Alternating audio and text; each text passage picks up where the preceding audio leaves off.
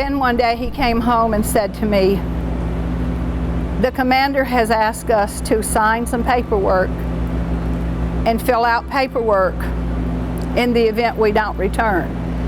But we talked, and he said, well, you have to know. He said, I want you to know my intention is to come back, to go do what I have to do with the other guys. And he goes, I'm not going with strangers. We've been training together, and I trust these guys with my life, but I'd also lay down my life for any of them and for my family. And he said, if I have to do that, I will. He said, you have to know that I'm a professional soldier, and I'm proud to be in the Army. And I'm proud of our country and the freedoms we have. And I'm aware that there's some people who don't appreciate them, but I do and you do. Well, it was hard. It was very hard, because the oldest started kindergarten, but I'd stand at the same little window in the hall every afternoon and every night before going to bed and say my prayers for his safe return, to take care of him and keep him safe and bring him home. And then the day that we got the telegram, we had a cookout plan with two other ladies, and we each had 3 kids. So three moms, 9 kids, cookout. I woke up that morning and I said, I don't feel right. Today just doesn't feel right. And I called her and I said, Pat, I may not come over. And she said, why? What's wrong?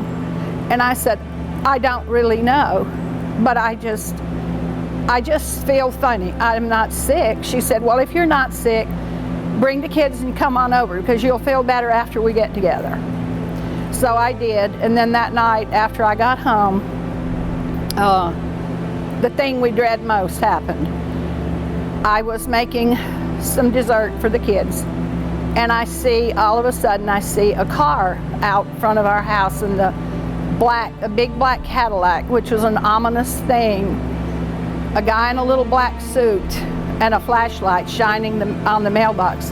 And I'm like, oh God, no. He's making so sure he's got the right address. What is this? And I told the kids at first, I go, we're not going to answer the door. But I knew I had to. So I answer the door, and this guy has a piece of paper and a pen. And he's just shoving it at me. He said, are you Mrs. Gell? And I said, I am. And by then I was already shaking. He said, I have a telegram for you and you have to sign for it. Well, I was shaking so bad, and I couldn't take it, and I couldn't take the pen. So he just pushed it in my hand and pushed the pen and left.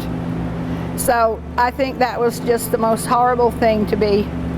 My 3 little kids sitting in the living room. I'm breaking down. My phone's ringing. And like an animated, when I look back, almost animated, because I realized later I was in shock. I finally got it open, and I am reading this telegram.